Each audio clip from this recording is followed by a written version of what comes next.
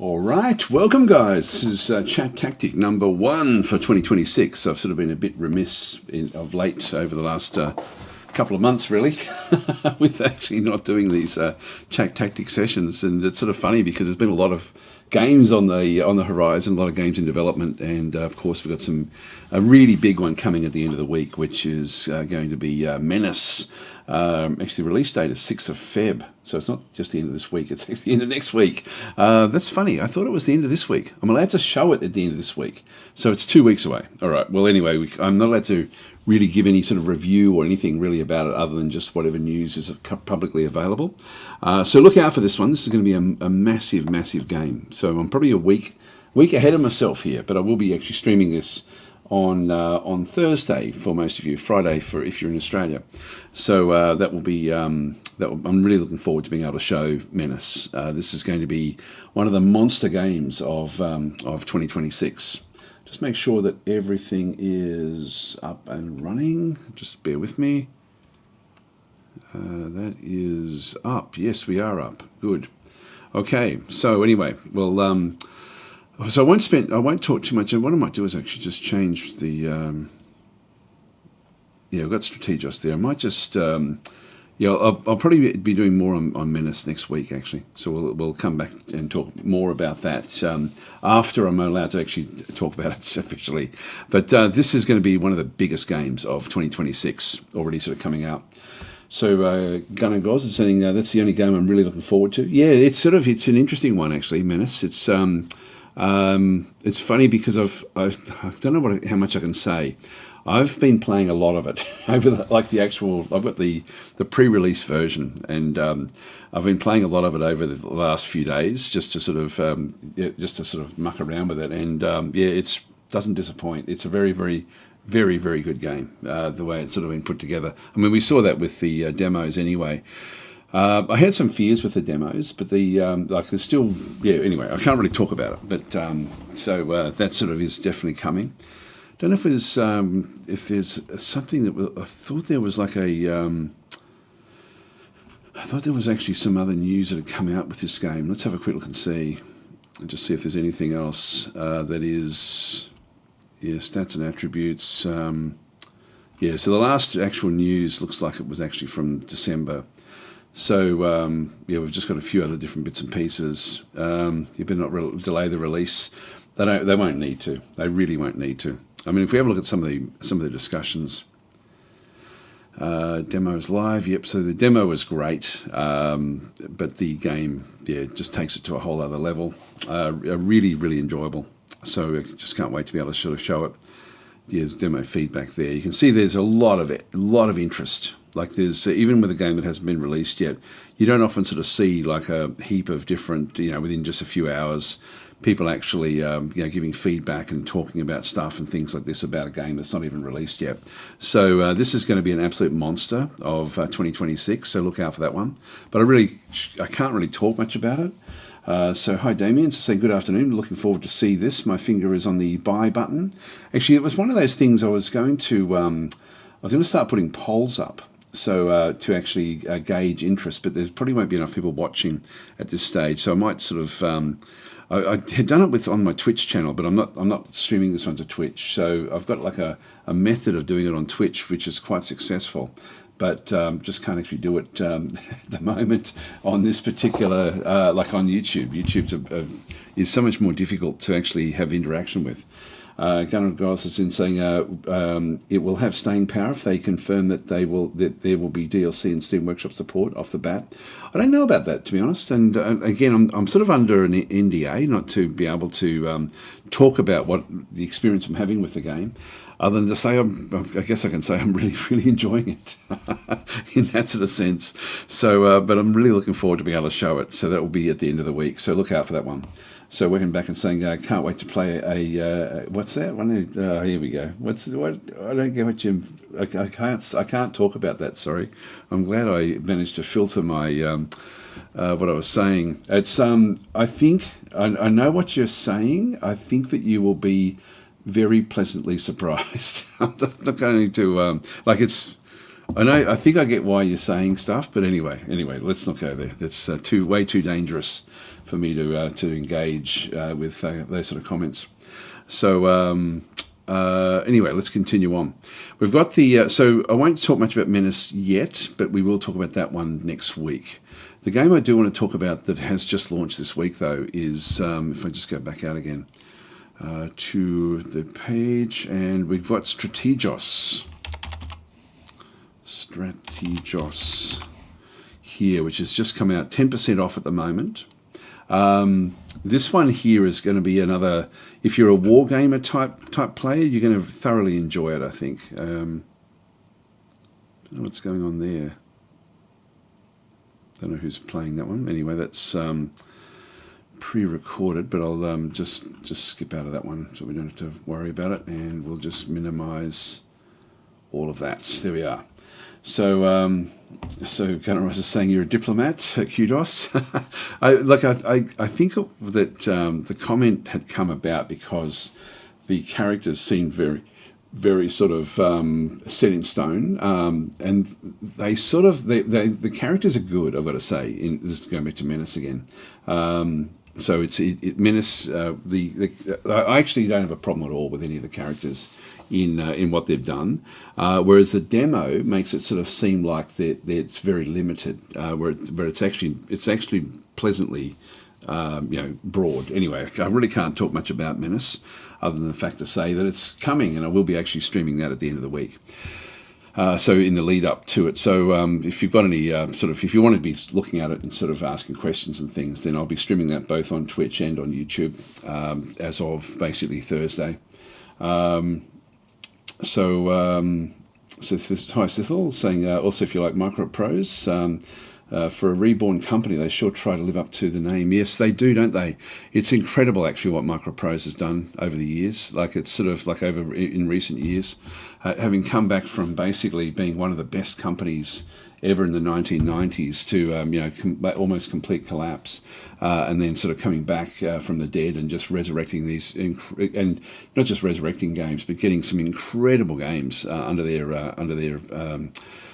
what they do. It's just amazing what Microprose has done. Actually, it's so great to have companies like this that have come back out again with specialising in what they do. There's another great game actually which is coming out. I think I'm allowed to show it. I think, which I'll probably talk about today actually as well. So we'll sort of get into that one. Hi Drexy, how you going?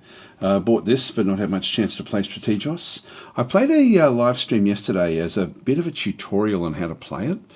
And I do want to talk about this because this is one of these games where the game itself is if you play it sort of quickly, you're going to miss a lot, and it's going to feel very superficial to a certain degree. But there's an awful lot that goes on inside it, and so I would like if you like Field of Glory, you're going to enjoy this game. It is real time. If you like Total War, it may be too. This is going to sound really bad. It may be too highbrow for some people that like Total War games, in the fact that it actually uses a very, very tabletop mechanic to actually figure out the actual combat itself. So it will frustrate Total War players, I think, if you've only played Total War and not played any sort of tabletop, sort of where the actual where the nuance of what goes on is of a higher level than what you sort of see with games like Total War. And Total War, is a great game, but it is it just takes it to another level. And the reason that this one actually is so interesting, and so and for me actually it goes well beyond what Total War does in the real time strategy side, is that it's just so important not to have your units like run. There's like a roll-on effect through your army. If one force runs and anyone's in proximity to it, they also then have to sort of check to see if they will sort of suffer morale penalties as well. So it's very, very cool, and it's very, very deep the way that actually works in Strategos. So I'll show you a little bit more about this one.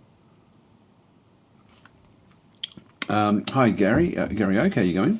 Really waiting for some Distant Worlds 2 news, getting impatient. I'll see what's there. I don't know if I haven't I haven't heard of. I don't know what the timing is. Actually, that's a good question. Actually, I haven't really had a good look at what's happening there. Doom 3 is saying I love seeing them back, but they've put some questionable games out in the past years. It feels like they sometimes publish some incomplete products. I know what you mean. Yes, they certainly have got like a fairly large stable. This is Microprose software that we're talking about, and some of them sort of seem pretty loose in terms of what what their core area actually is. And to be honest, I would say Strategos is actually probably in that category, in terms of it being not really part of what they the core of what they do. Drix is saying, yeah, I found myself a bit lost coming from fog due to it being real time. It's sort of, this is where I think you have to slow it down. Like, again, yesterday I actually played it on half speed and thoroughly enjoyed it. Like, it was so good. Like, the actual battles themselves. I mean, I can sort of, I'll open it up so we can sort of have a bit of a look at it. I'll just make this go full screen. And I'll just show Strategos. But it still needs work. It's early access. The devs are very, very responsive. So you've got like a battle simulator in through here. I'll just make sure I've got everything up. The battle simulator, you can essentially have like, there's so many different factions that have come into the game right from the very, very start. These are all the actual factions that you have. So you can play random versus random. Even if you do that, you can end up with all sorts of different things actually happening. But there is just heaps and heaps. They're all ancient, of course, ancient groupings. But the actual time frame, very much like Field of Glory. The original Field of Glory, in the sense of the ancient sort of style of thing, rather than Field of Glory medieval. It's got a similar sort of range of units that can sort of be then played. They do look like tabletop units as well. Like, if I just go to random here, for example, and then just go into random on this side as well, we can then actually have different things that do come in. Like, for example, you can set up the map selection. Now, I don't know if these are... I've got a funny feeling that all of the maps, I don't know if there's any random maps, and that's, for me, is a bit of a problem. I would prefer there to be actual, random maps, so I'm not sure if they're randomized or not. Settings, what does that one do? Oh, that is the settings for this one, the unit panel. And sort of go through, and actually, if you have units, you can then see what's going on. The army size, you've actually got like small, default, and large. So this essentially what goes through. So 1 general, 2 general, or 3 generals. The era. So you'd actually have mainly based around Roman sort of times. From the Tullians through to the Camillians, which is is that going to be Alexander? Is Alexander in through the next one? Polybian. Anyway, it sort of goes through Marian, which is sort of like the the Caesar era, through to the Principate, the Imperial era, up to nearly 300 AD. So it covers a fairly broad area of time if you do sort of limit it. So if you do limit it, for example, to the Polybian era, you're then going to have just like a handful of units as opposed to what was there before. You do actually have Carthaginian back in this other side, so you can sort of then go and play as Carthage. One thing you'll notice is it doesn't actually have the elephants with Carthage, but it does if you play with Numidia. So you've got Numidian early, which does have war elephants. So you could go, I think, back to Carthage and then choose Numidian to start to sort of... Actually, that hasn't brought in everything that you would expect. I think you can then go back through and then choose what you actually want to have. Some of these you can actually flip around. Can we get elephants? Not really. Oh, there we go. Yeah, so we can start to bring elephants in like that. So you can start to sort of bring in the, sort of construct your forces different ways.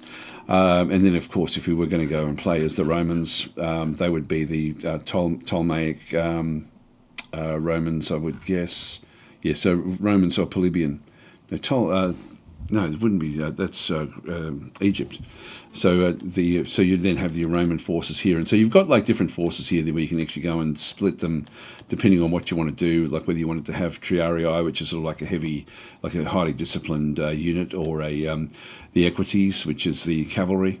So you've got sort of different ways of playing it, and again back in through here again as well, sort of choosing the different types of forces. Anyway, that's to start like a random battle, which is just a one-off battle, which is again very much like Field of Glory.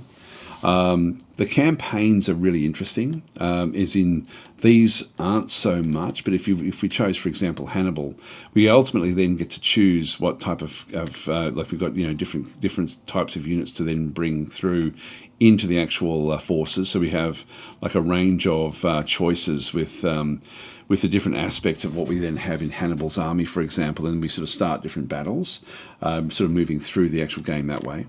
One of the interesting things, though, which is what I've been doing the live stream series on, is this First Punic War, and this I think is the future of the game. This is the what this is it's actually it's a campaign, but it's a dynamic campaign, and this is based on Sicily. And again, it's the First Punic War, so against the Carthaginians in Sicily itself. And so in this case, you've then got to play on an overmap before you then actually have combat. So in this case, I'm sort of at a position where I've actually moved into Cambrina with a force. We've actually had 2 battles.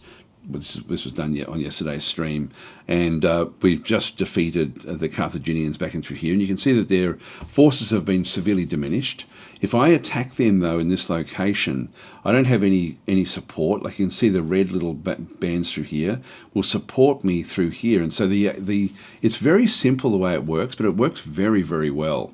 In this case, I've had really bad luck with trying to take over different locations, so I'm going to have to use military to sort of push things back. But I've got another army back up in here as well, which I can then sort of start to move along the coast. So on this map, it's more about just trying to get into position, ready to do attacks. But the more if we were fighting there, for example, we would have support from both of these. If they controlled Gela, then Gela would actually give them 1 support. So there would be sort of additional aspects that then come into the actual army. But yeah, it's a very, very cool system, this one. It takes a little bit of time just to sort of get it set up to the point where you're then having combat.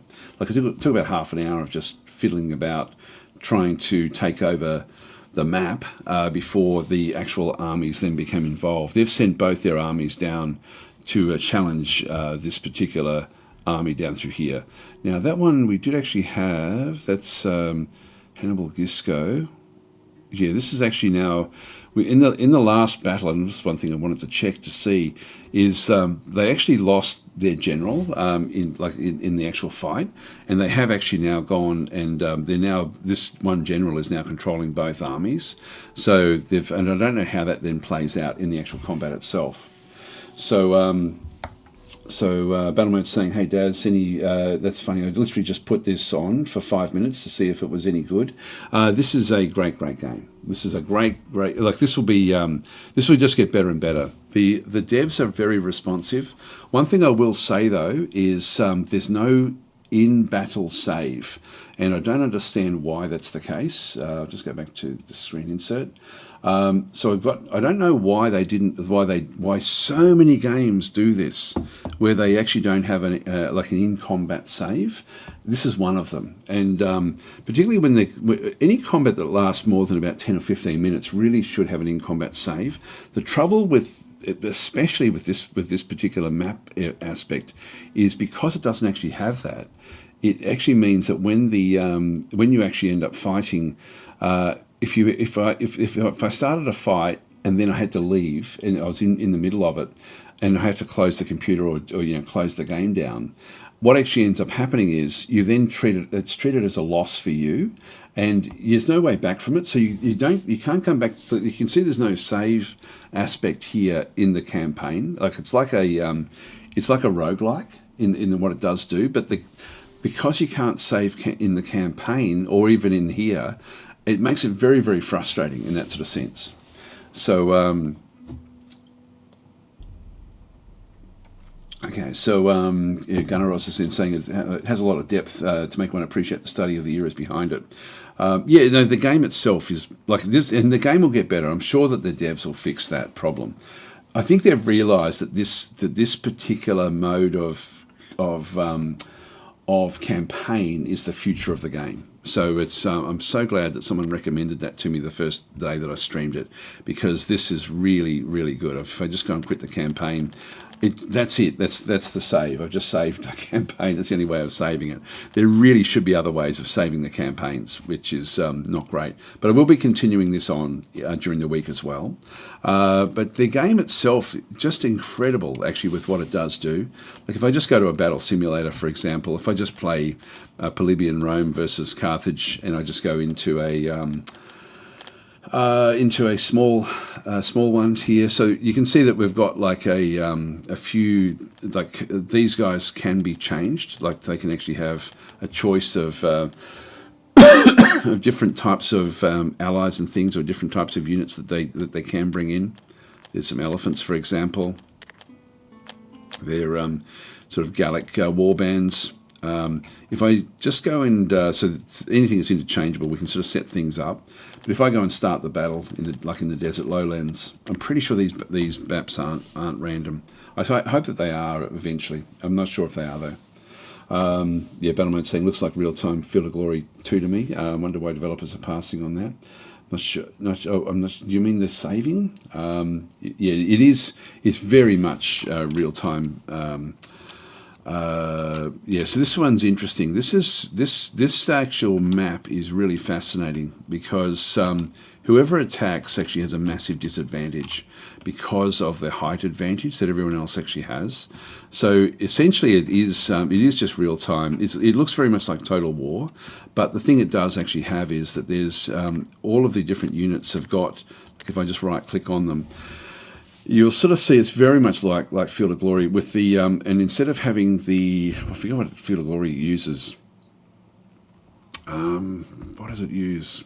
These are combat advantage points in through here. Same sort of system where impact capability, shock troops versus infantry is plus 200. This is actually how it then figures out the what it can do. In fact, if I just go and start the battle, just play on half speed. But I might as well just stay where I am, because whoever is attacking uphill has got a disadvantage. So attacking these guys would be a problem. So here comes the war elephants. And if I have a look at what they're doing in through here as well, I can sort of then see if I've got like a unit selected, like these Principes, and then have a look at the actual, hover over any of their units, we can then sort of see it's very, very much like the like Field of Glory, with very, very detailed odds based on the CAP, the combat advantage points, and this is really the secret to the game, is actually making best use of those. So it's sort of in this case you can see there that if I did actually charge in the charge phase, very much like Field of Glory, you end up with the with an advantage against these guys. And then if you and you can see there it's changing over time, and I think it's changing because the height advantage just flicked down a little bit. So as they come into like at the moment they're higher than where we are, but that height advantage will then change away, I think. Yep, so final cap in through there for them is 135. That should then change over time. They've got a significant height advantage there for us now. So these guys have now like these have moved back, but you can see there we don't have great odds in the charge phase with the elephants. So the elephants are sort of moving their way through. Let's just move it up. The one of the interesting things is if you're outside of the area that the general can then command, they have to send out runners. Now we've got 10 couriers to be able to go and do that from our side.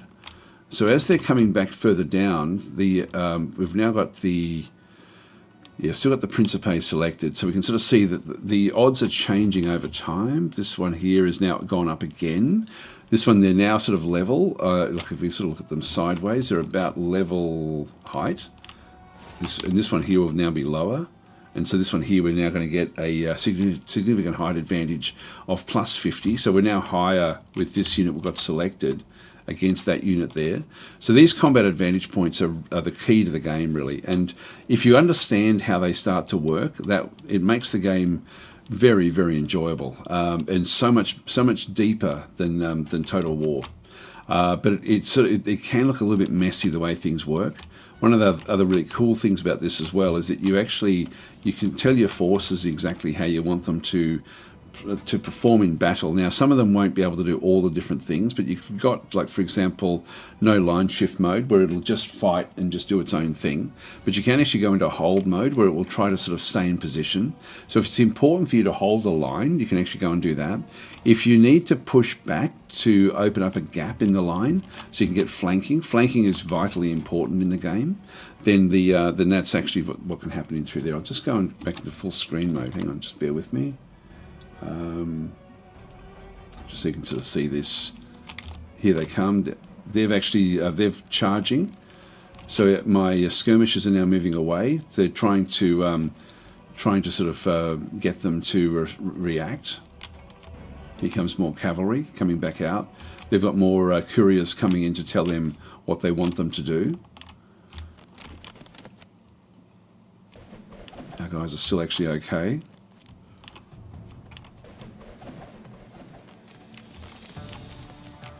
So I haven't even moved my forces, so we're just watching what's happening. But it's a really nice game, like the way it sort of does work. So if we sort of have a look and see what goes on through here. So the Principes, these are veterans, they're veterans. These are just average, they're average, and then these are veterans as well. So they've been given new orders to come back through.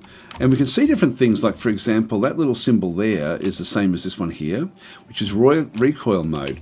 This one here is going to try to charge into units, cause an issue, and then bounce back out again. If we have a look at our cavalry can also do the same thing.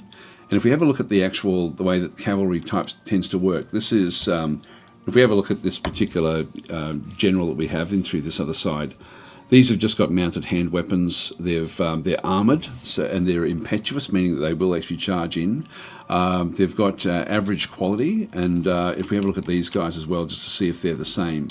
These have got javelins, so they can actually fire, they can actually throw their javelins. They do also have hand weapons. These are only lightly protected, so these are actually light horse. This will be pretty much the same, I think, as well. Yeah, these are only light horse. So these are not going to be able to stand up if my cavalry can catch them. Because ours are more heavily armoured, we should actually have a big advantage. And you can see there, after the charge aspect, again, we've got a significant height advantage there. But once we actually hit melee, then we still actually have a big advantage once we actually get to grips with them, because of the type of unit that we actually have in through here. Just wait for these now, for these elephants. They've stopped. They're now shaken. They've actually lost a... this is the big aspect of the game. They failed a cohesion check, and they failed it because we've actually fired so many javelins at them that they're actually now sort of starting to now fall apart. And this is, again, very much like Field of Glory. And like Field of Glory, there's shaken, there's wavering, and then there's retreating. So it's sort of three phases, or 4 phases. So you've got standard as well. Here comes the elephants. Now, when they get close enough, like there's a thing here, like this is the impetuous sort of charge rate of it. The elephants are going to try to charge on in. So I'll let them actually happen. The game gets a little bit away from you at certain points. I'm going to charge these into those, and these into these. And I can actually tell them how I want them to work. Now they're charging this one here. So I'll get the Triarii back over this other side. Now, we've actually been shaken by the charge of the elephants straight away. Let's go and get our Triarii down this way. And then we actually get into melee with the elephants.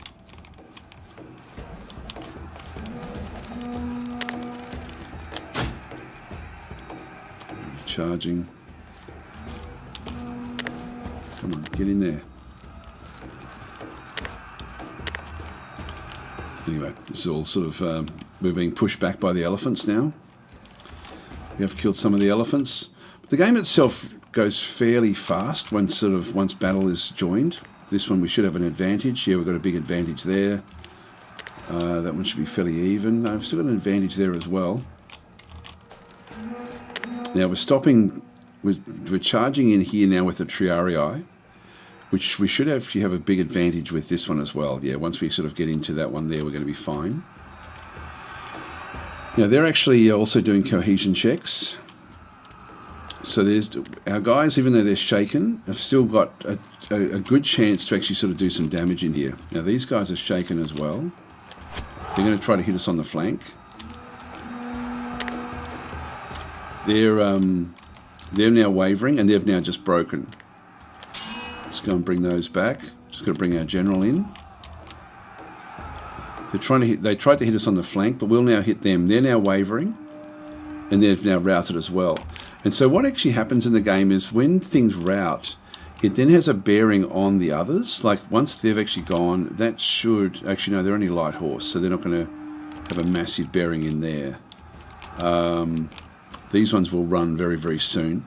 This one should then trigger more runs. Now, I'm playing this one pretty quickly, but it's... yeah, we just got shaken there. And that one's just run, and you'll see there that there's now this roll-on effect where other forces will now start to rout as well. And this is actually where it's very, very different to playing Total War, where because it's so important to try to maintain cohesion in this game. Like it has such a big bearing. So we'll just go and charge the elephants. I'm surprised the elephants have been able to stay in the fight. They actually keep on passing their morale checks each time. These guys are technically fighting as well. We should have an advantage there. But yeah, this is essentially we've now won the battle. But so we had the advantage of the hill, and that would have played a big role in just the initial numbers. They're going to try to hit us in the flank. Now some of these guys I can actually press Alt, I think. Whoops, hang on. Yeah, Alt, and I can actually then tell them to go and actually hit them with melee. But they're not going to do it. This is going to break once these guys hit us from the flank, I think. No, they're actually stopped over that side. They're all running away. Now we've been pushed back there by these guys. We should have the win here. Let's go and push them back. They're now shaken. Just going in charge. Oh, they're already in combat there. We're now wavering in the middle here. So I can then sort of get my cavalry, if I wanted to sort of start to do things, I might go through the gap.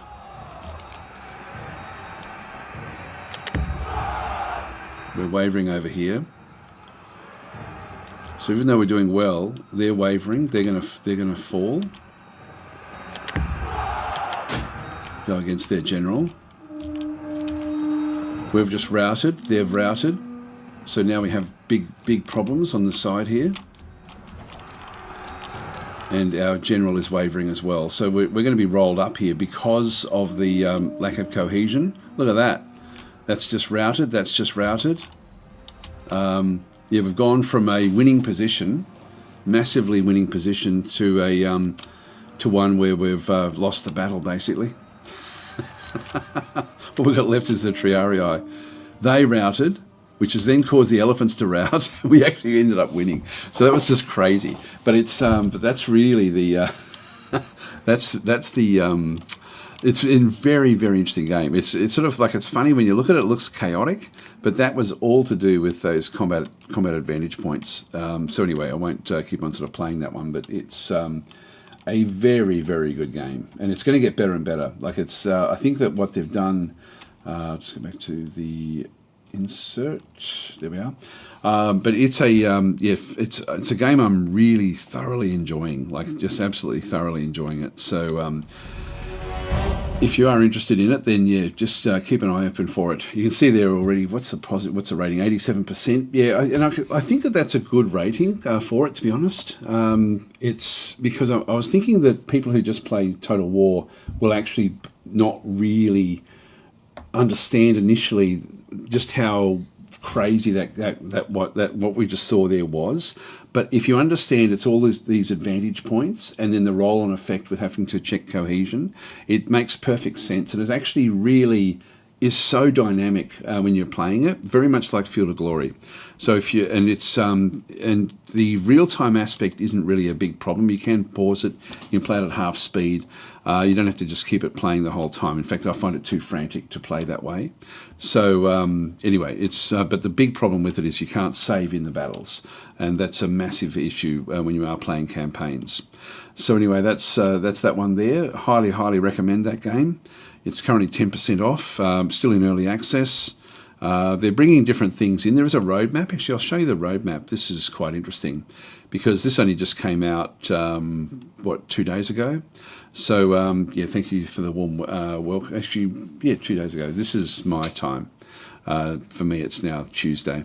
So thank you for all the warm welcome in early access. We're looking forward to continuing to interact with the community while we update Strategos through early access. So this for me is going to be I already know it's going to be one of my games of the year. It is really that good. Development goals in through here. So short-term goals, more achievements, improved the quick start guide. It's a little bit hard to understand what's going on unless you've played Field of Glory. Steam guide integration as well, based on community feedback. Expand the first map-based campaigns to Sicily. They want to make more of this. And so this is, again, people are, I think, falling in love with that particular campaign style, based on community feedback. Respond to immediate player feedback after release. Fix any critical bugs, crashes, and hardware-specific issues. Localization fixes improvements and accessibility improvements. Well, I hope that the accessibility improvements includes saving the game. That for me is it's like in both the map-based campaigns and also in the actual in the campaign itself. That's for me is a fairly big thing that has to be changed to it. Midterm, they want to do more of these, do more, and even the ongoing. I think it's even in through here as well. Additional battle maps, additional map and text-based campaigns. Again, so people are loving these map-based campaigns, which is fantastic. So I think this game's going to have a really solid life. I think it'll be really good up for a long period of time. So anyway, they're sort of adding in things like different types of units, etc. So a lot of really good stuff. I love seeing that when devs actually do take on information, and they've been very responsive. Even it's only launched this week, and it's already they're sort of making changes, making patches. Different bits and pieces here and through. This was yesterday, for example. It looks like 2 patches from yesterday, which is great. So anyway, that's Strategos. Highly recommend it. And I'll just read a few. I've missed a lot of the comments here, guys. Sorry, I'll just keep on going back through. Yeah, I'll just go back up to the top there. So Sick is in saying you can't wait for Menace. Yeah, well, I'll be able to show it at the end of the week, and then it comes out a week after that. So I thought I was allowed to show it at the time of launch, but yeah, I've got it I'll be streaming it for a week beforehand, so you'll get a good feel for what it's going to be like. What did we get up to? So hi Gary, I think we spoke about that one before. So questionable games for Micro Pros. Yes, there have been. We've had some great games though. Yeah, so Drex is saying, I found myself a bit lost coming from Fog. If you do it being real time, it's one of those things. Highly recommend that if you've got Strategos, play at least the first 2 tutorials. The second tutorial was a real eye-opener for me in terms of how to control the battlefield in a really meaningful way in a real-time setting. So that really helped me enormously, and it was only took a couple of minutes to play. So that was very, very cool to sort of see how to do different things. That's to do with that pushing back and opening up gaps so you can sort of then get like flanking shots or flanking maneuvers. Doom is then saying, absolutely love the idea of them bringing back Carrier Command and Carrier Command 2. The game is very nice, but there are some glaring issues that have never been addressed, and the game is stagnant. I love Carrier Command 2. It's really a great game. I've been playing that a bit over Christmas as well, actually, and doing some more live streams on that one. The thing I really wish that they would do is have a single player mode where you don't have to have an enemy carrier, where you're just going up against the islands. I've got to say I really enjoy that, and it's sort of like I really like playing like the hard random type aspects where you've only got resources from the islands that you actually have control over, and that's it means that every game is very, very different in Carrier Command. I'll just open it up so that we've got it here because It's a great game. Carrier Command 2. What does that one rate? 81, 85. Yeah, I think it's fair for what this game is. But yeah, it's a really fun game. And they've still got more things. They're bringing up different types of units and things, or they're improving units and things all the time. Very, very enjoyable game. Like it's a cooperative game, which is great fun. But you can play it single player as well. But yeah, it's great game. All right, so then we've got Doom is in saying it seems like some of the studio Microprose publish would be better veto, if I can say it like that. I'm not sure what you mean. Sorry, absolutely rooting for them though. Yeah, some of the games. If we go back and have a look at the games they've got, let's have a look and see what they've actually got. So Strategos, of course, we'll just get rid of that one. Actually, I'll just roll that one up to the top. Yes, Strategos and Task Force Admiral just launched. Now, I've actually got that, but I haven't played it yet. We might have a look at that as well, actually. That looks very, very cool, I've got to say, Task Force Admiral. Knights of Frontier Valley. This was something that I wasn't that interested in, which is sort of funny because I thought I would be, and I forget why. I think it may not have random maps. Anyway, Task Force Admiral, yeah, this is just all their news type stuff. Fertile Crescent was great. That was really, really cool. Actually, I forgot that was one of theirs. This is this doesn't sort of fit the usual mold for a Microprose game. Like this is almost like what is it, Age of Empires. But it's a really, really good game. 40% off, actually. That's actually very, very good. And Cleared Hot. This is a fun game. Like this is actually core Microprose sort of stuff here, where you're sort of flying a helicopter around everywhere, trying to blow things up. That is, even for someone like me who doesn't really like those sort of games, that's very, very good the way it does work. Battlefield Commander. I don't know if I've played that one. Just keep on having a bit of a look across. Death Scrolling, I haven't played that at all. I'm not sure what that actually is. There's a lot of unusual ones here. Dagger Directive, I was playing that with, we played some multiplayer with that one there a few months ago actually, and that's a really fun game as well. You can see they're very positive on that one there. They've got a lot of different ones. Sea Power, massive game. Again, I haven't really shown that one as well. Forgotten but Unbroken. I found this one a bit depressing, to be honest. I didn't really ever play that one, really. Urban Strife I sort of found was a bit limited as well. Just when I was sort of playing, or when I was testing it, really. Regiments is a game that I do want to test out. This one looks very, very good.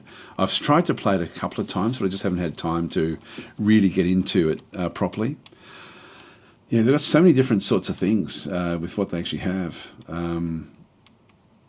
Yeah, they've got the Task Force Admiral is coming soon. I thought that was, I'm not sure. Yeah, this is available on the 27th of January. This is coming, so this is coming this week. Rise of Piracy, that looks pretty cool.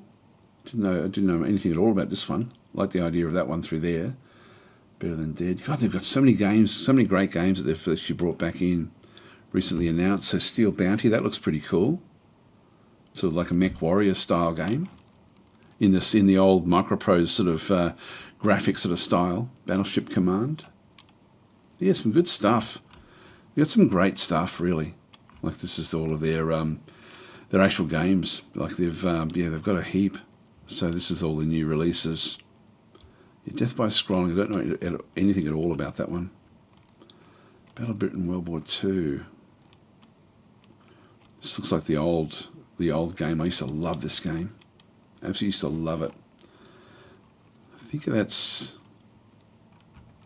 Take the Skies. Yeah, it's certainly back in the old sort of format. Yeah, I'm sure this was the game that I used to. I used to love playing this. I think if that's the one, like this is back in the 90s. It was my favourite game for a fairly long period of time. Anyway, yeah, there's a whole heap of. They've brought a lot of their old games back out as well, and they've sort of remade some of them. Let's have a look at Task Force Admiral, because that is a very, and I haven't even opened it up. I've got it loaded, but it looks very, very solid. And so I wanted to actually sort of get into it a bit before I sort of started to do any recordings on it. But so it's coming to early access. Actually, let's actually just play it and just see what it looks like. Because it like just as in like, you know, first like an unboxing, if you like. I'll just go back to the screen grabs. So I've got it there into try it out. Task Force Admiral.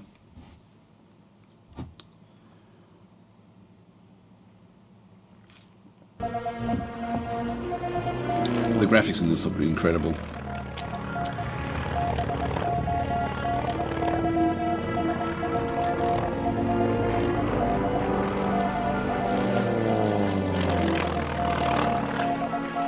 It's pretty cool. I haven't seen that sort of opening screen there before.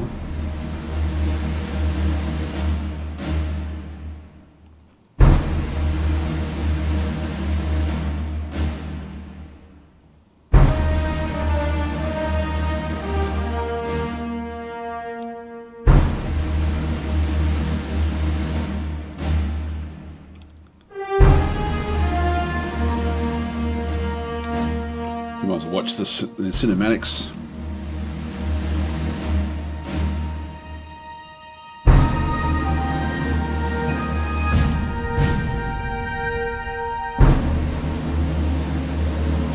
I'll just press escape.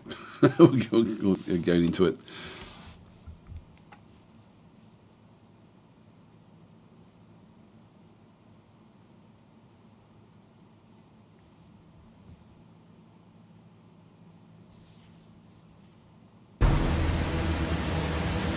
Generator. Okay, so we have like there's a battle generator for what you end up doing. Let's just go and play like a actually I don't even know. This is literally the first time I've opened this up. Friendly force 1 CV, friendly air skills good, threat axis north, enemy 1 CV as well. So carrier we north. Yep, that'll do. So anyway, it sort of gives you a bit of a rundown of what's going on there. Start. To see what we end up with. I know there's a lot to do with this, like there's a lot involved. Probably the worst thing I can do is actually to open it up and then try to make sense of it. Just actually, while that's doing that, I'll just quickly go across, just see if there's any other comments. Yeah, Adrian had asked what was going on there before with everything. So this is the timer. Can we pause the timer? Yeah, so if I spacebar will do that. I don't know what the keyboard shortcut is to pause, but from what I understand, like there's dawn, and I'm assuming it's going to be around about 6 a.m. So so we've got we've got the map where I can actually go and if I just go back and play, can I know I still can't do anything. If I just keep that one paused, it's fleet management. I can't actually, why can't I do anything? Oh, there we go. So this is the strategic map. So showing where things are going with the task force. If I zoom in, yeah, not sure what I'm doing here. I really shouldn't do this. I should actually wait until I've until I figured things out properly. But I think that you have to then plan what everything that's going on. What else do we have in through there? 3D view. It's night time by the looks.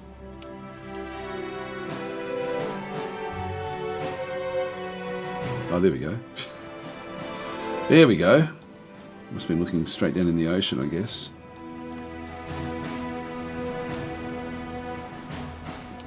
So it's got like a full 3D environment. I don't think you fight typically sort of with anything that you're doing.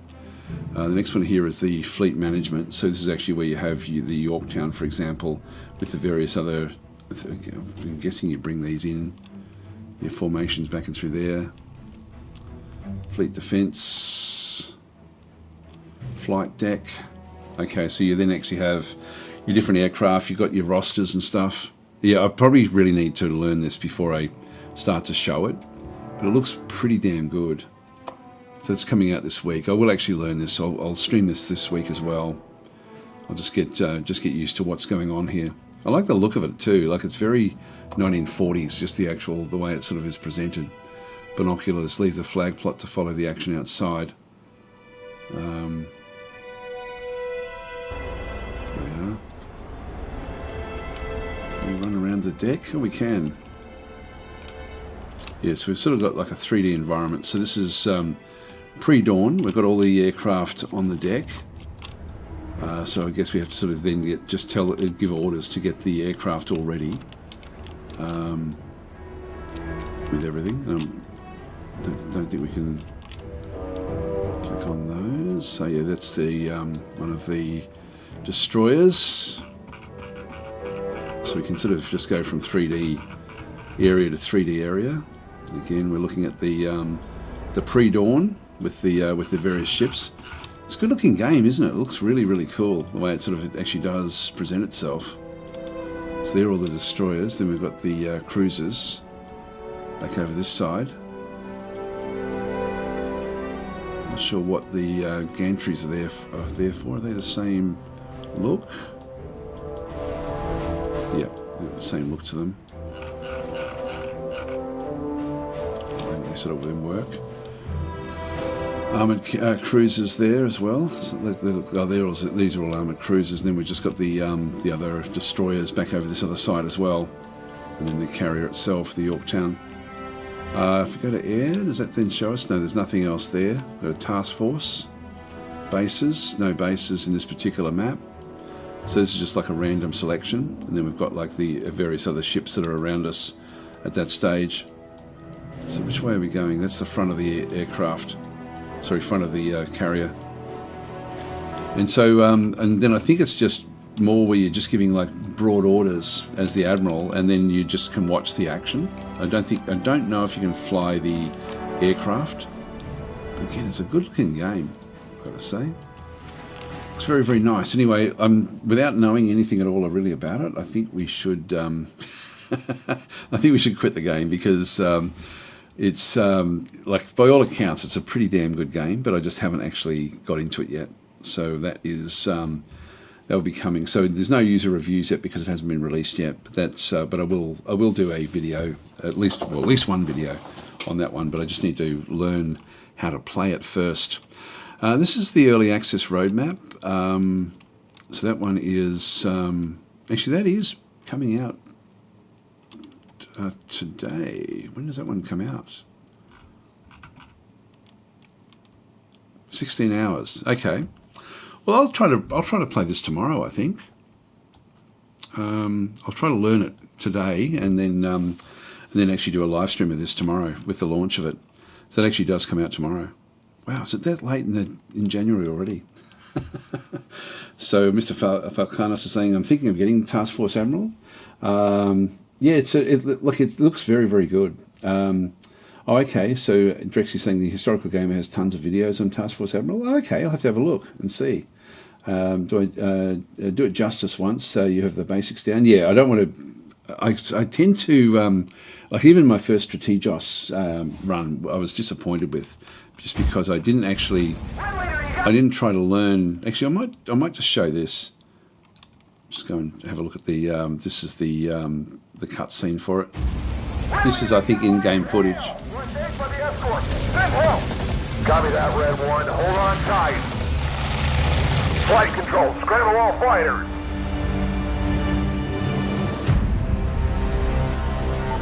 Admiral, sir, our scouts are reporting that there's an enemy carrier task force bearing 080, 90 miles. They're launching planes. Sound general quarters. All hands to battle stations.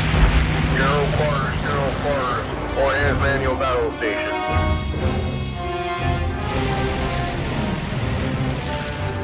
Enemy dive bombers! It's good! They're coming for us!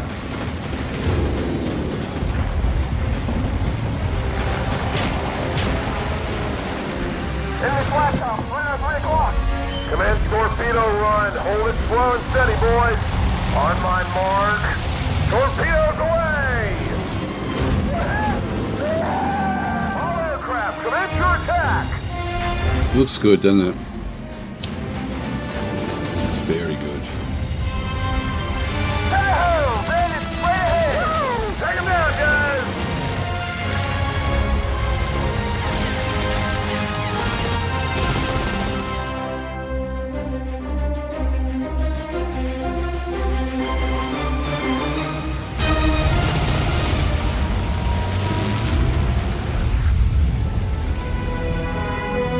Home plate, strike group on approach. We've made it. Strike group, you're clear to land. Admiral's waiting for your report on the bridge. Welcome home. Yeah, it looks great. Mission, gents. This is going to be a long day.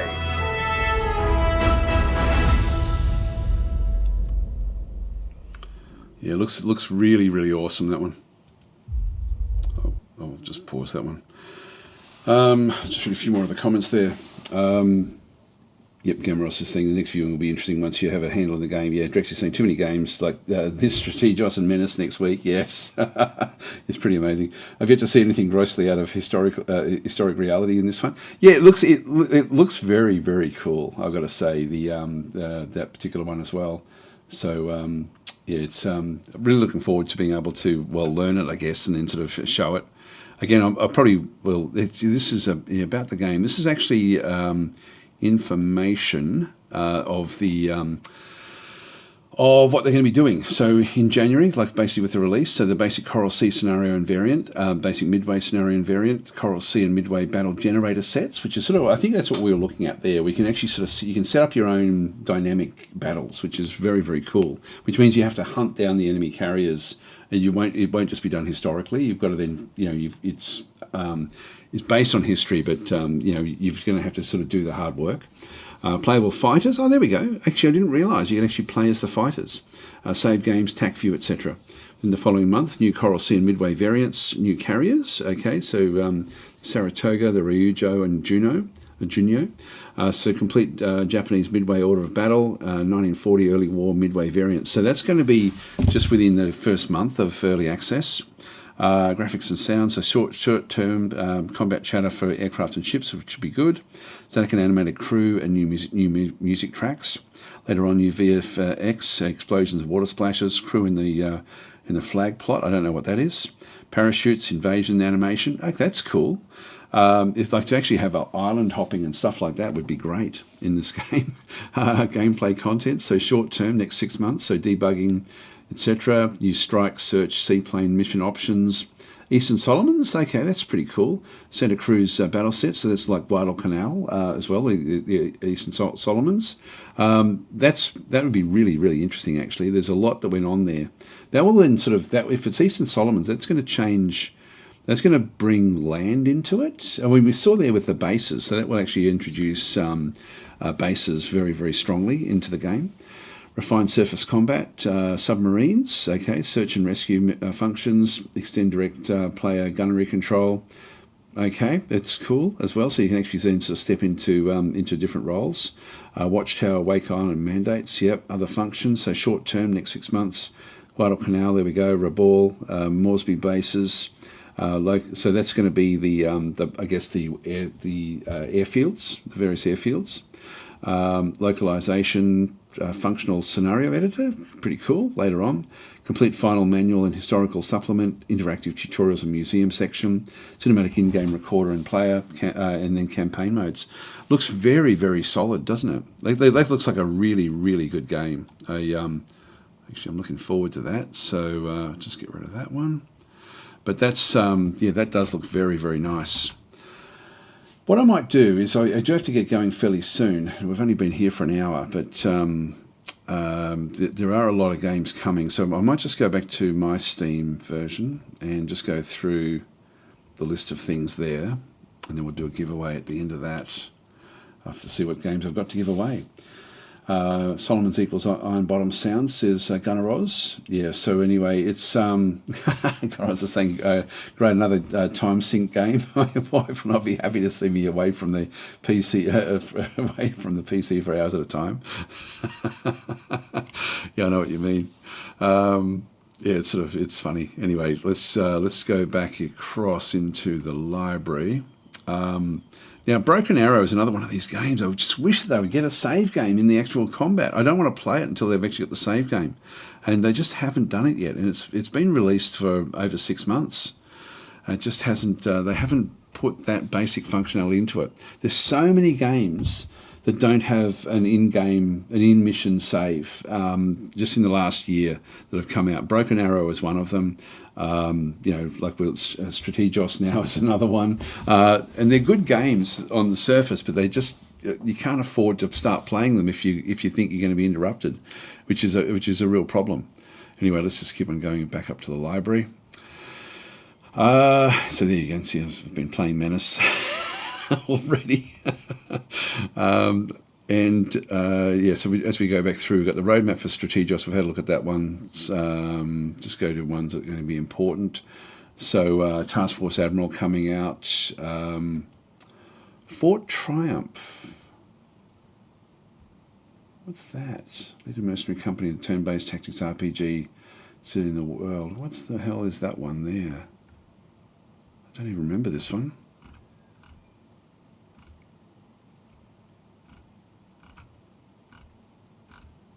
I can't remember what this one's about.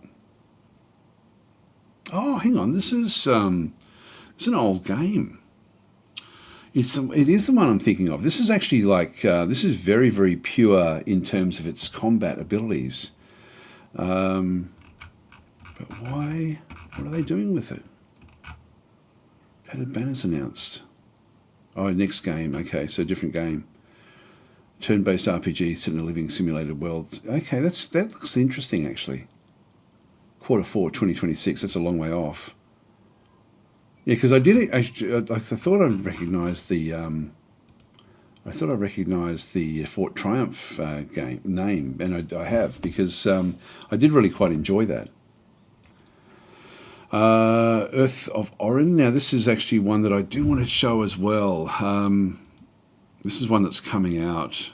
Thank you for the first days of early access. This is an interesting one where you sort of build a settlement, and it looks pretty good. It looks very good. Actually, what's it rated? Because it's only just come out. And I don't know much about this one. Mixed. That's interesting. Only 66%. I don't know why that would be mixed, because it looks pretty solid. The actual demos that they had before it came out, people were raving about it. Anyway, I won't talk much about that one because I don't know much about it. So I'll leave that one where that is. Craftlings, I played that one through the week. That's really, really cool. This is sort of like Lemmings, but really much more in depth than Lemmings. Very, very enjoyable, that one. So anyway, that was did a live stream on that one if you're interested. Menace, again, we've just got the stats and attributes there, just more devlogs before they sort of release it. There's nothing much. RuneQuest Warlords, I've recorded a video, but I've just got to wait for approval to be able to release it. So just on the Chaos Realms of that one. Again, that's going to be I think it's going to be a pretty solid game by the time it actually is out. Now they've got a they've got a major update. With lots and lots of fixes in it. Nothing new though, I don't think. So that's only just sort of coming out as well. Elemental Reforged, we've got Beta 3 update. So I've been playing that like crazy over this week.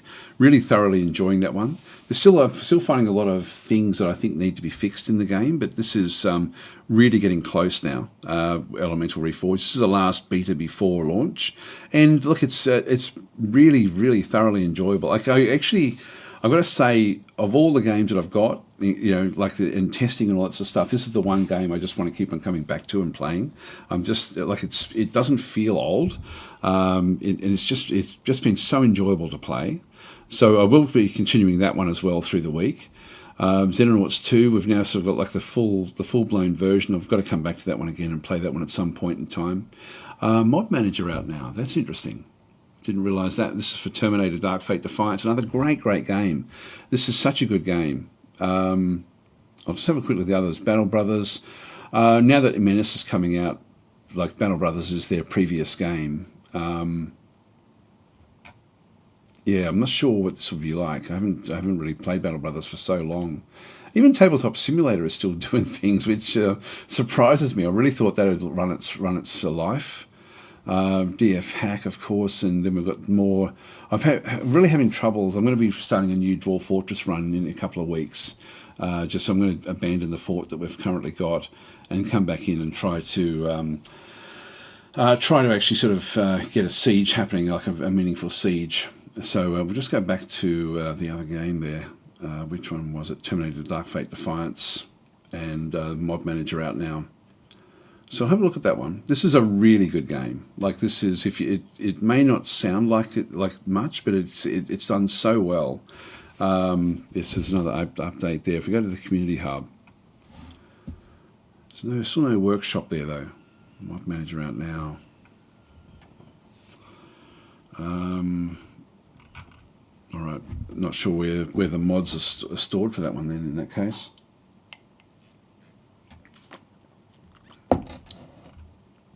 But this is they've sort of got like a random map mode now for Terminator, and that's fairly interesting the way that one does work. They've done a really good job of this. So, all right. So anyway, let's have a bit of a look and see any other comments there. Too many games. This Strategos and Menace next week. Yes. To see anything grossly out of historical. Yeah. Okay. That was talking about Task Force Admiral. If the cutscenes represent gameplay, it'll be a keeper. Yeah, it looks very, very solid. You even saw there just from that 3D that we were looking at. I just don't know how much interaction we actually then have. Hi Chris, how you going? Saying, have you heard about Age of Wonders 4? They are reworking some mechanics in the next DLC. This worries me. Stellaris does that. Look, they've done that a bit over time. They've improved things. I'm not really concerned about that, to be honest. So Drex is saying they're launching Elemental. I think it needs a ton of time to cook. I agree with you. I think that Drexy, I do think it does. I think it's way too early at this stage because of the like I've had so many different things in it that I think need to be looked at. The thing is with it though, I think that they will just keep on improving it. So I think it'll just mean that it'll have a launch and it'll just keep on improving. So I'm not overly concerned about that. But it's but I don't think it's going to be. Like, I think when the launch comes, it won't be perfect. Like let's put it that way. But it's very, very good. Like it's a game I'm thoroughly enjoying. Drex is saying, can anyone confirm? Yeah, Battle Mode's saying, don't look at me. You know, I'm under NDA, so yeah, Battle Mode can't talk about it. Brad pretty much just tells everyone what's going on in the Discord, though. So, yeah, so there is information about what's going on. That's one thing I really love about Stardock is they do wear their heart on their sleeve to a large degree, and they do sort of communicate very, very well about what's going on, and not just in closed communication. They're very, very open about things, and they are very passionate about their games as well, which is another great thing. Drex is saying, well, I mean, have they announced publicly it's coming out of early access? They have, yes, they have indeed. So Kujagrim is saying that Terminator game follows the blasphemous last movie timeline. Oh, does it? I'm not sure. I'm not sure what the timelines are, to be honest. I haven't watched a Terminator movie since the first two, I think. I think that was it for me after that. But it's done really, really well as a game. But I'm saying I haven't had a chance to look at Elemental Reforged for a bit. Been working on Ashes 2 stuff, but personally I thought it was about done now. Yeah, so if we go and have a look at that, like if we just go back out to Elemental, I'll just close that one and just go back to the this one here. I can make it a little bit larger on the screen. Elemental Reforged. You can see there, like, over time, 81%, 71 there for mostly positive. I'm not sure why the recent reviews would be more negative, because it really does look good now. And if we have a look at the community hub aspect of it, discussions, that would be, was an announcement about what was going to happen. Let's just go back out again. Update 3. In here, I think it mentions it. Yeah, Beta 3 also includes extensive bug fixes, which occupied most of our recent development time. Following this beta, we're shifting towards focus towards release, with plans for a post-launch roadmap based on player feedback. So I think then after Beta 3, after they've done this one here, it then does go through into launch, and then they've got a post-launch roadmap as well. So, and that's again, I think they're just going to keep on sort of developing this one up. but it certainly is looking good. Yeah, it looks amazing with what they're doing. It's good fun to play. A lot of stuff happening in it. Like it's a very, very cool preview of beta 3 and through there. I'm sure that it was mentioned that this is the last beta, the beta process, and then they're going to go into launch at that stage. But as I said before, I'm finding little things, nothing major. I've had no big problems with the game. I did in beta 2, but not in beta 3. So I've been quite impressed with it. Actually, I've been, as I said before, really, really enjoying it. Probably my favourite game of the last few weeks that I've been sort of playing.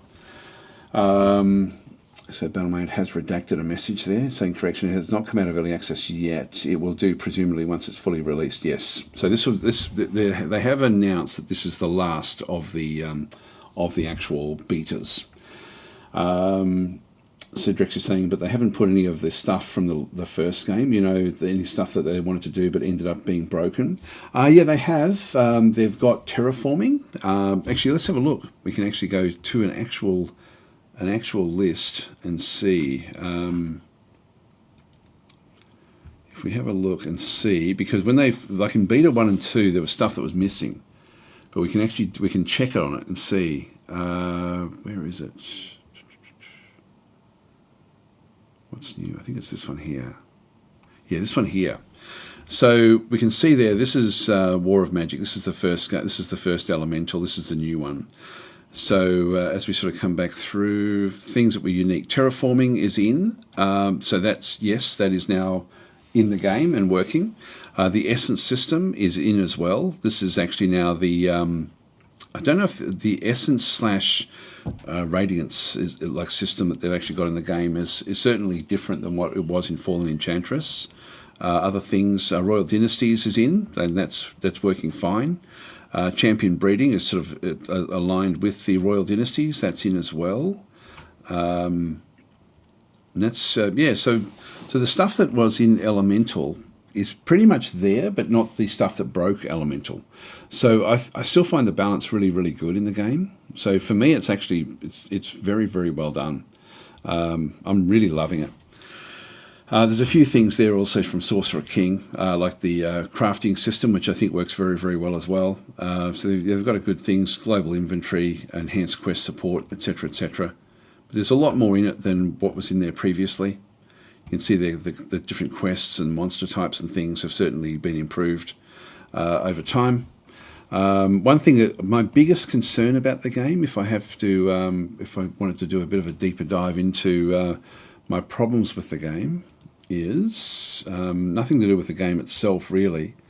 Just go to my Steam page, and I'll try to. I've just got to go back to common. So elemental. So with modding, modding is much easier now. There's like a lot of like basic sort of scripting that you can sort of do to actually mod the game itself. Not sure if it's in here, because I was trying to sort of get an idea of just how easy or hard it is to mod the game itself. Yeah, this HKB stuff, I think. If we go back to characters, textures, oh, that's just the DDS. This is that's the textures, the geometry. If we have a look at the bipeds, we'll look at soldiers. These HKB files are very, very old, and I don't know how you can actually edit them. And so this is actually how they then do their meshing for all the 3D work. So if we have a look at pedestrians back and through here, farmer, peasant, female, peasant, but these are all HKB files. The DDS files are textures, and ping files are textures as well. But these here are these HKB files. If you have a look and see, if you do a search, oops, hang on, just get rid of that one for a second. If we go back in and do a search for editing HKB files, so 3D character .hkb file, you'll find that there's no real way to do it. It's the last ones that have got anything is from 2009. So Sketchfab from 2020, how to extract 3D character models from video games. Again, this is old stuff. It's missing the HKB, so we need to actually ensure that it actually does have that one. It's but there's hardly any information about it, and I forget how we find out about it. It's actually the only information from even way back is stuff from the Elemental. This one here is actually the best information about how to actually extract it. And that's from like 17 years ago. And it's no longer available. So poking around the files, yeah, blah, blah, blah. It's still the same stuff. You can't edit in 3D Max, can't edit in Blender. So this is going to be this will be a big limiting factor unless they find a way to actually sort of bring it across into something that's more standard. So unfortunately, people won't be able to go. Yeah, Autodesk. Autodesk has got something that they had back then. It went from being a free 3D package to now a proprietary one. So you can still get access to it, but it costs a lot of money. So modders won't do it. And that's, for me, is probably the biggest limiting factor for Elemental, is just that the 3D elements won't be moddable really, other than the mapping. Like what you could do is change the mapping on the actual characters themselves, but not actually the actual geometry itself, which will be a problem. So Drex is saying, I also can't remember the difference between Fallen Enchantress and Legendary Heroes. It was just more content, I think, for Legendary Heroes. Chris is saying Salvation with Christian Bale wasn't too bad. I'm not sure what that was referring to. Oh, the first two Terminator movies? Yeah, okay. I don't know. I really only watched the first couple. Other than that, agree, yeah. Battlemate's saying they've been putting stuff from Elemental in. Dynasties was the last big feature from that game to go in. Yes. Also a lot of quests and stuff, yeah. So there is a lot more content in there. Kujirim saying Salvation, yeah, contradicts the original movies. It made John Connor some low-ranking officer. There we are. Chris is then saying, saying I enjoyed it. Yeah, so we're talking about the Terminator movies. Z Drive is then saying Elemental was one of my last physical box PC games that I have bought. Oh, there we go. Gunnar also saying Elemental rings a bell. I probably played the original long ago. It might be time to look at this new one. The new one is very good. Have you spoken to Brad about the 3D models? I've asked questions, but no one's answered.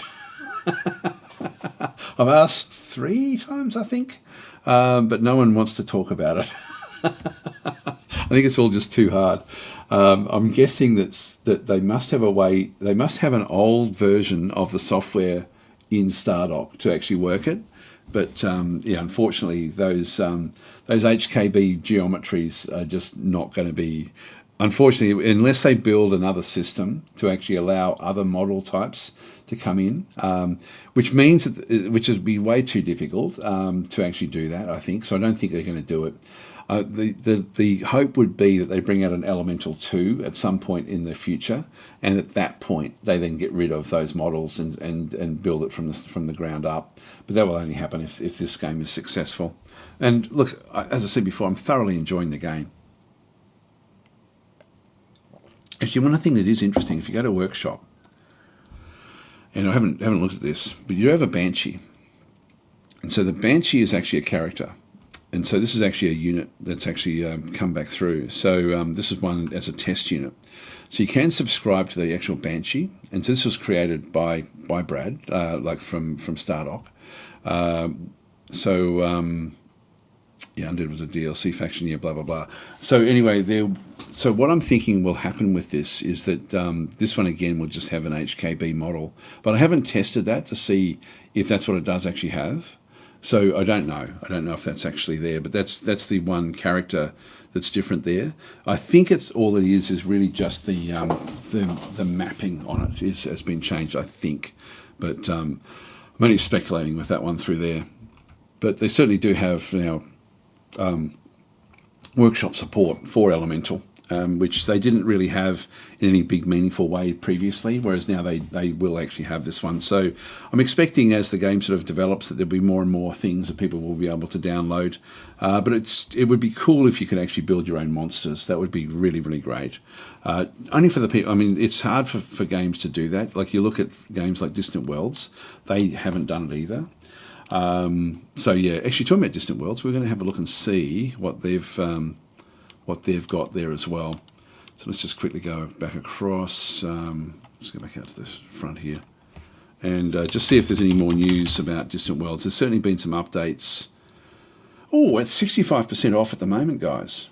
Now, that is definitely worth getting at 65% off. I'm not sure. Yeah, 3rd of February. So you've got a bit of time here. That's a big deal. That's a big deal. And even actually the bundle. I mean, the bundle is, don't worry about the old ones, but I wonder what the, some of the DLC here is actually reasonably good as well. So you've got 30% off there for Ikaru and Dauts, Quiminos and Gizareans. They're both definitely worth getting. Return of the Shakturi for 10%, so not a great deal there. And Artuk and Weka is only 10% as well.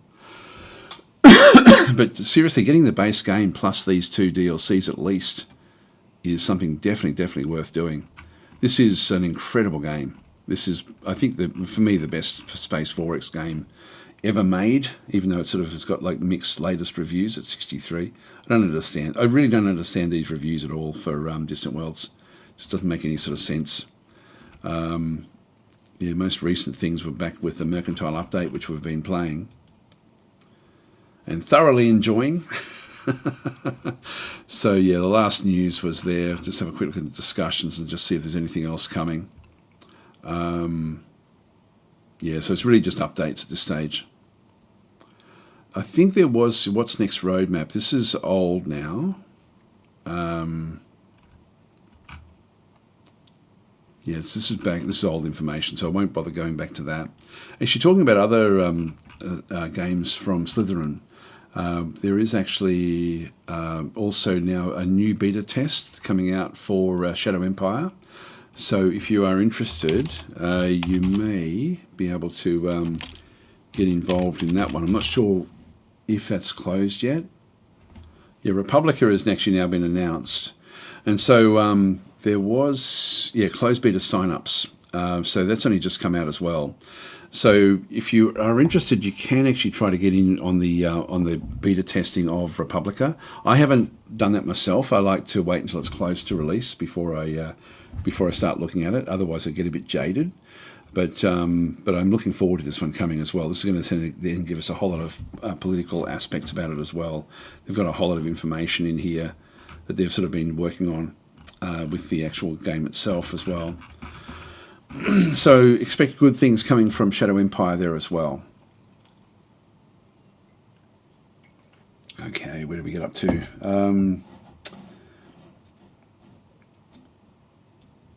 Drex is saying, do they have all the races from Legendary Heroes? I don't remember what all the races were. They've just introduced the Iron Ears, which is what I'm playing at the moment. So if we go back to Elemental, I'll just go back out again. Go back. And if we have a look at, I'll just go back to the store again. And Legendary. So this is Fallen Enchantress. I don't know if it'll actually. They've got some DLCs there as well. Now that was the Undead. They don't have a playable Undead faction as such. Not that I can remember anyway. Did well. So there was certainly Undead that was brought into it. Not sure if it'll show what the actual factions are. I don't know if there's any new factions themselves that sort of came back into this one here. So things like the Dead World. I think that was just to do with the world itself. Oh yeah, brand new faction, Empire of the Dead. So you don't have that. No, that's actually interesting. That's an interesting question, actually. I sort of thought they would have introduced that. Maybe it's going to come in sometime in the future, because the Iron Ears were left out until this beta patch. So they've only just come back in. Anyway, yeah, that's sort of where that is there. Let's have a look and see. So Muppet's then saying Distant World 2 had a rocky start, which is causing it to have a mixed status, in my opinion. Yeah, I think it was a shocking start. Kujirim saying, I think players expected a different game with Distant Worlds, so they rated on their expectations and not on the game itself. Yeah, agree 100% with that.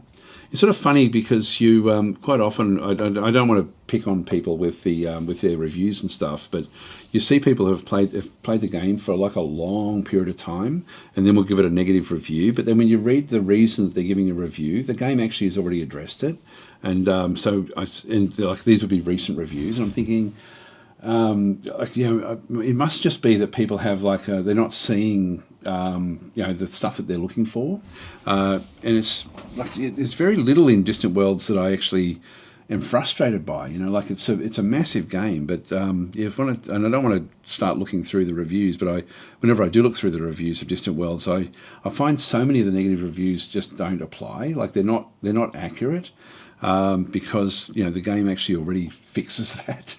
For whatever reason.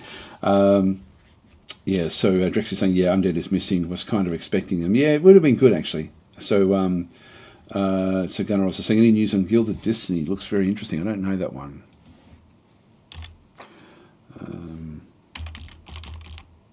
Gilded Destiny. No idea. So Hooded Horse. Which Empires? I've got no information about this at all, actually. It's sort of funny because on Discord I do look at a lot of stuff on Discord fairly religiously. Stardock being one of them, Slytherin being another, and also Hooded Horse. So I look at Hooded Horse on a daily aspect, but I haven't actually seen this. This looks pretty cool. This looks interesting. So anyway, that's but I don't know anything at all about this one. Sorry, not sure when that's coming. There's a lot of Hooded Horse games that I'm really looking forward to that are sort of in the works. That there's Mars Tactics, for example, comes to mind. Things like that. Anyway, guys, we're going to have to start to wind up. So I've got a giveaway. What should I give away? I'll give away River Towns. I've still got a key there for that one. So River Towns is a fairly relaxing game. It's 50% off as well.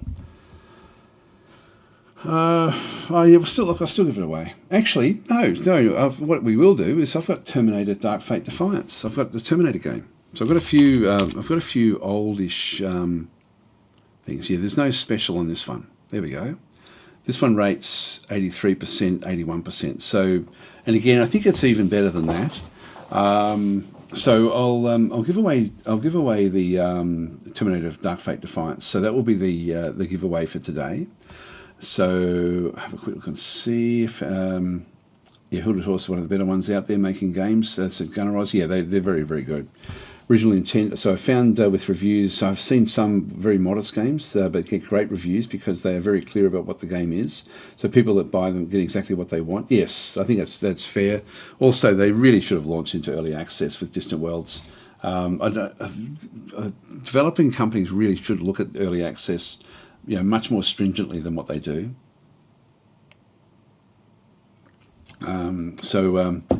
Hooper is then saying, playing through Terminator now, it's a good game. Yeah, so look, I'll make that the giveaway. So what I need you guys to do is I'm just going to quickly load in. I haven't done this for so long. Is it Nightbot? I think it's Nightbot that I need to load in. Go to dashboard. And yep, this is it. So what I need to do is with the giveaways, we'll do a keyword giveaway. And we'll just go next for everyone, and win will be the keyword. Done.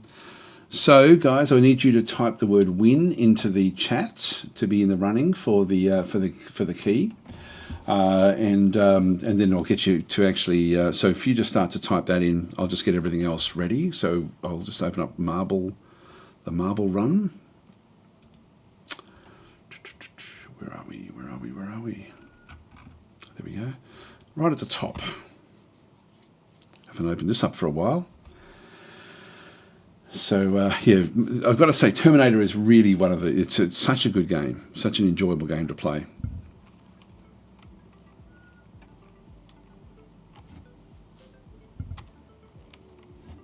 All right, so we get rid of that. Go for gold in season 66. All right, so what we need to do is. We'll end up playing a Grand Prix, but we have to go into race to sort of... I wonder if they've changed that in recent times.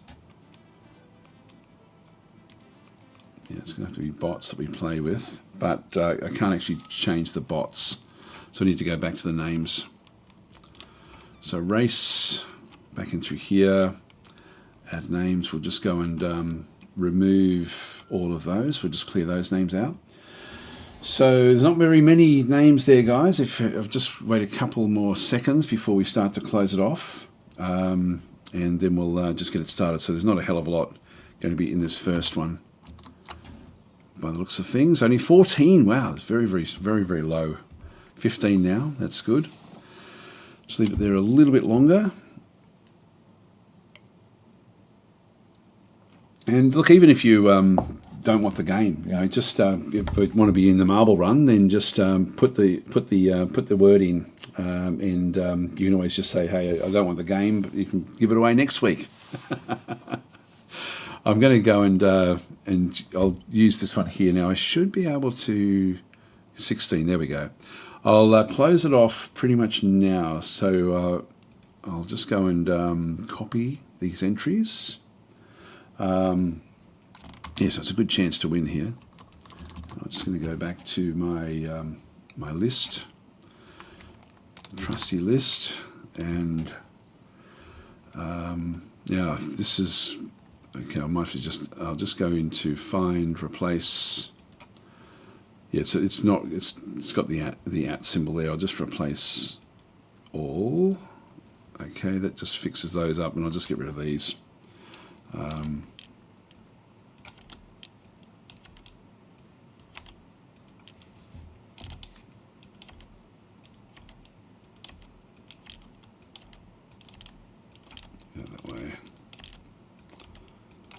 Okay, no one else has typed winning, that's okay.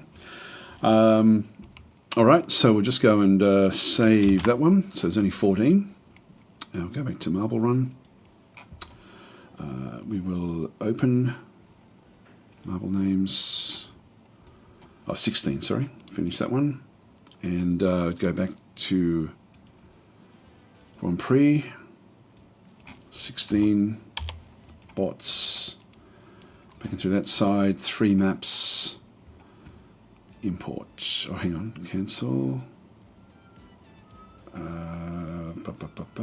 autofill, here we go. Okay, so we've got a couple, I've got 3 different maps there, and we'll see how we go. So good luck everyone. So it's only the winning player gets the prize. Off we go.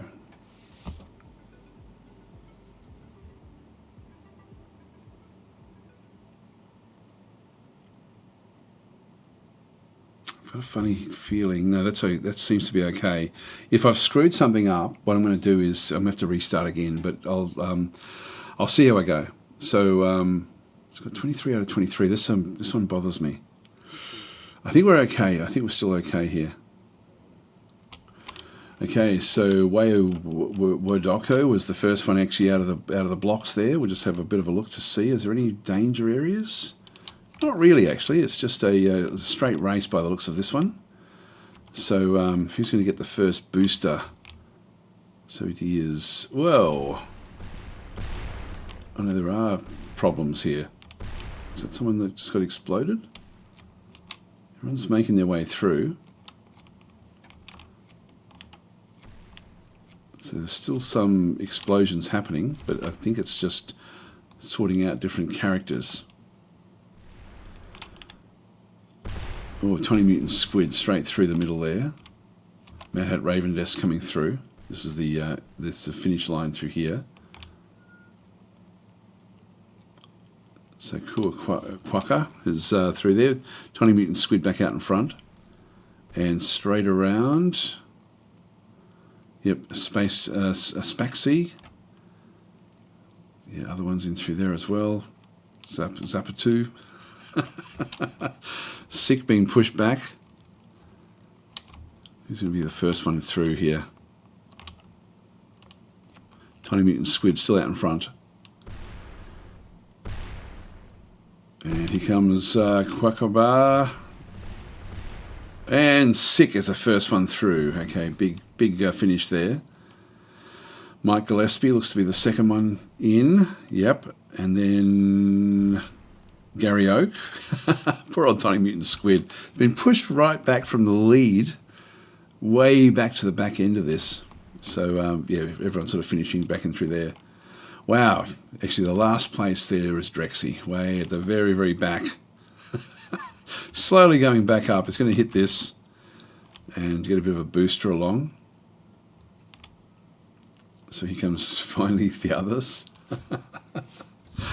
And Hoopage is still coming at this point in time. And I think it's going to be destroyed before it gets there. Maybe not.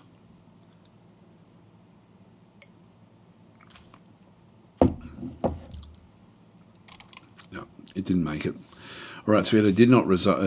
Only one person actually didn't actually make it through the race in time. So that is final results. We have a look at the Grand Prix. So 20 points there for Sick, 15 for Mike Gillespie, Gary Oak 12, and then we've got the others sort of falling off from there, with Hoopage getting no points at all. So the others got 1 point for finishing. Okay, next map. Good luck, everyone. So this is Resilient Offbeat Adventures. So it was almost third, says Drexy. Well, Tiny Mutant Squid was actually leading and then came, what, third last? So, yeah. Anyway, let's see how it goes. So we'll get started.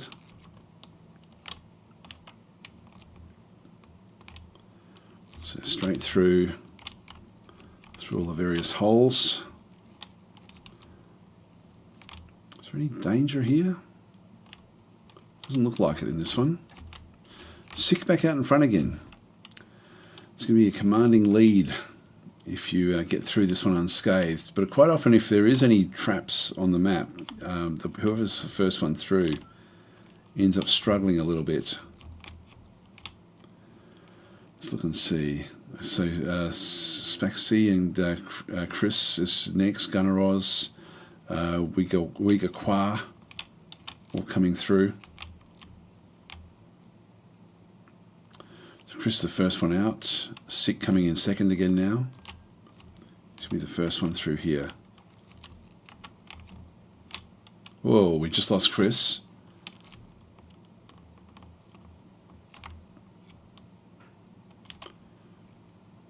So yeah, there's still a few traps here. So Chris will be a did not finish in this particular race. Here comes Sick out in front again, taking the lead back. Straight up.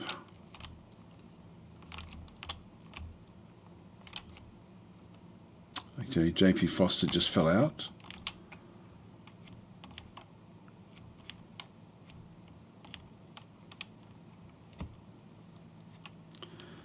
Everyone else is pretty much still in it. So Hoopage, Weetibs and Sick seem to be the ones out in front. Weetidge and Supage, along with Sick and Giowitso, are now sort of coming out in the lead through there. Dave Flute coming that side as well.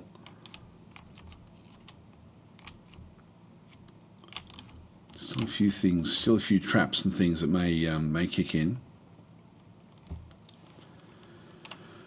Just watch as they come through. Everyone else is still sort of at the back there. Oh, so Spluga has just died. fell off the top of the tower.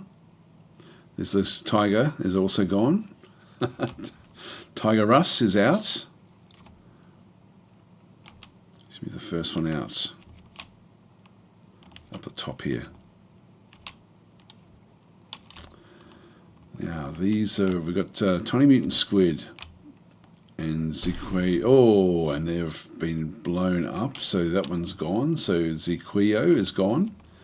In the front through here, we've now got Dave and Wee Tibbs, Sick and Giwitso, Tiny Mutant Squid with Hoop Jar.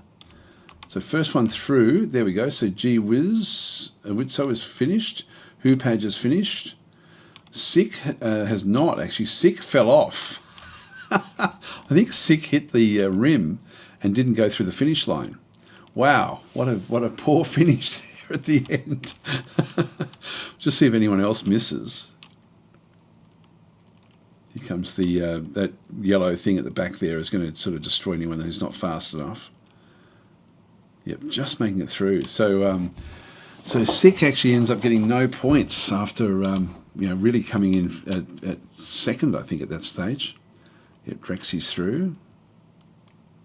Comes Gary Oak, but probably no one else will probably make their way through this one now. The others are all going to be destroyed. There we go. Well, yeah, no one else made it. So anyway, that's final results there. If we have a quick look and see what the Grand Prix settings actually now are. So we now have Sick and Giwitso are both in the lead here. So we've got the so they're both on 20 points, and we've got an 18. Yeah, so there's a few people in the running here for the thing now. So there's a few potentials that can actually sort of go and win this. Anyway, let's go back into the next map, the last map.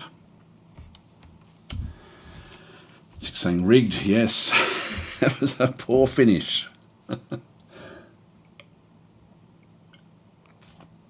All right, down we go.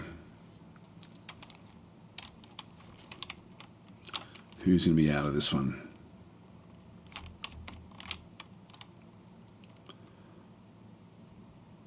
Looks to be the leader there. Diazabo. Yep, first one out by a fair way, actually. Diazabawu. These names are hard. So going through that area there, here comes Mike Gillespie, but still a long way behind. So will there be any traps on this particular map? Got Spaxy coming on through. Oh, there goes Gunnar Goz. Has fallen off, and Tiger Russ has fallen off as well. So will not be in the running. Oh, there goes Chibokwa and Dave Flute.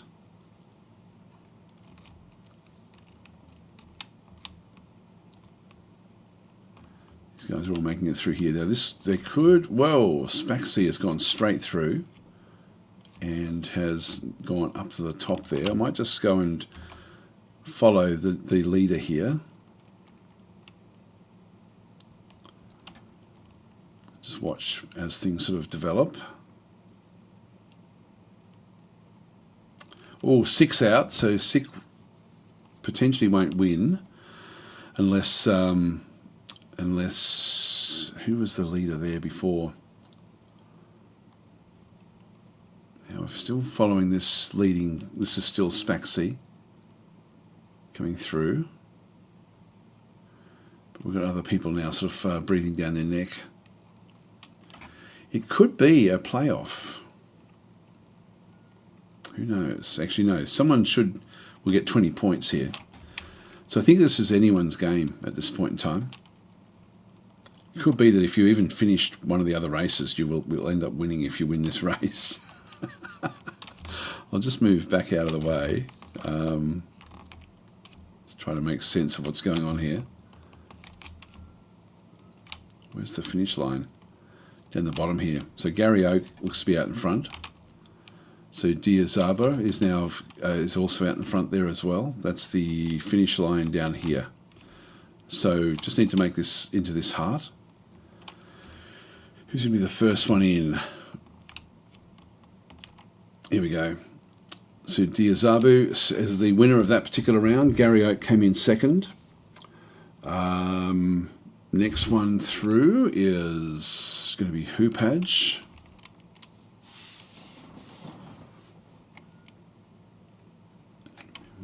See if we have a playoff.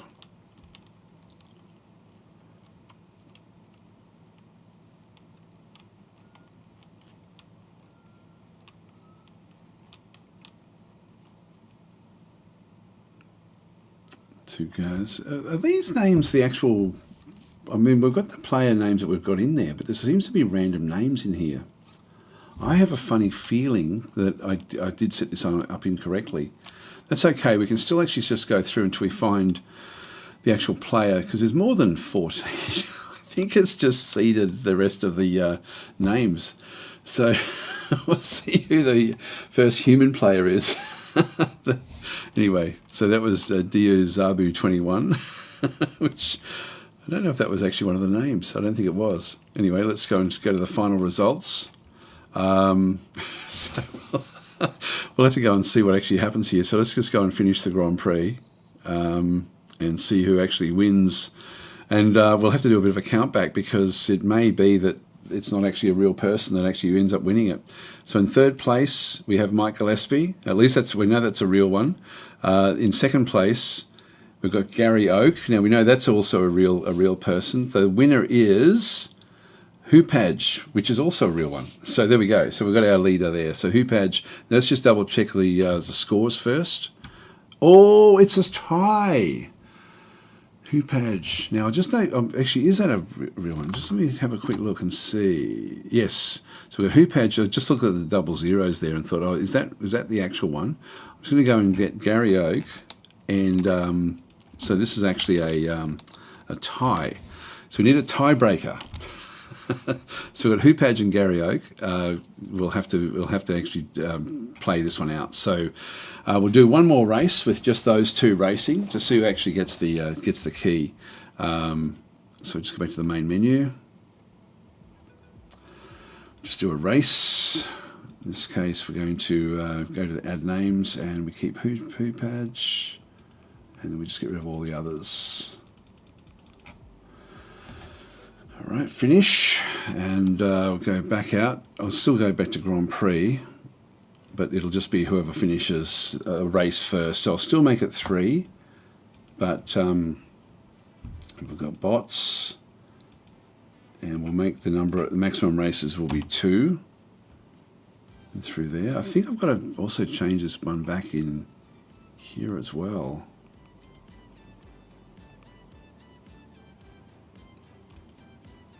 No, that's okay. That's finished. I thought there was somewhere else I had to go and do that. What's to... Actually, I've got to do it in viewers as well. That's where it is. What's... Yeah, there we go. So anyway, we're going to be... so this is good luck, guys. Whoever finishes whatever race is going to be the winner. So if you both get knocked out, then we'll just go to the next race. And if it's the final race that it's on, then we'll actually... whoever the last person is to get knocked out, I'll make that the winner. That will be what we end up doing. So we'll just go in and autofill. Okay, so let's good luck. Here we go. What was the giveaway today? The giveaway today was is Terminator, the Terminator game. Here we go. So we've got the 2 of them ready to go. So we'll get started here. I'll go to player 2, and we'll just sort of follow along and just sort of see who is here first. So you need to both finish. You're both right together.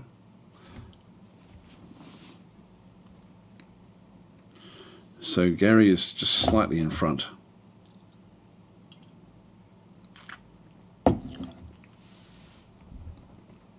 Straight through. Hoopage has now hit the lead. Both pretty much together.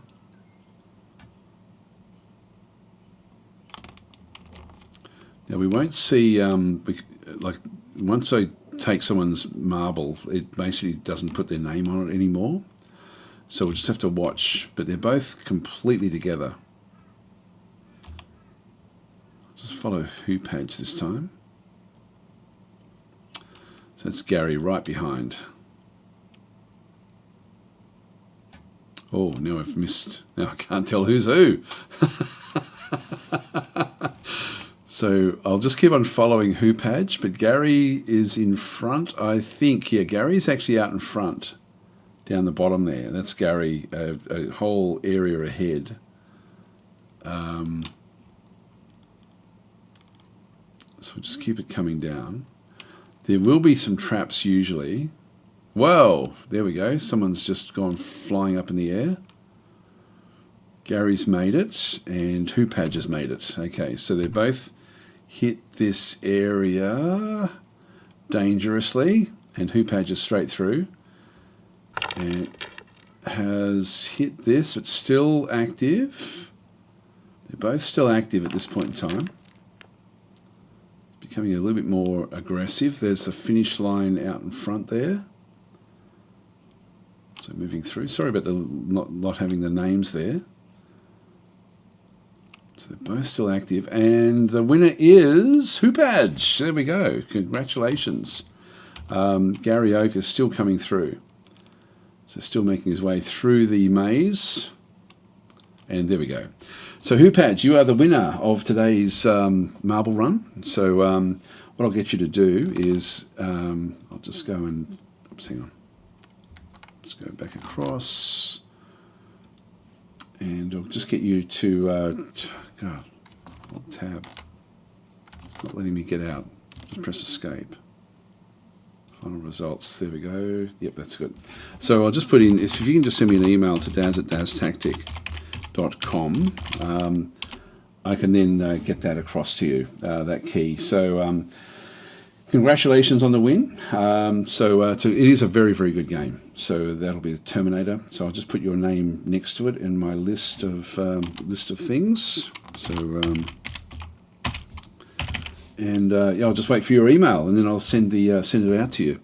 Anyway, guys, I'm going to leave it there. So thanks for watching, and I'll catch you tomorrow. I'll be back playing probably Task Force Admiral if I can get enough of a handle on the game.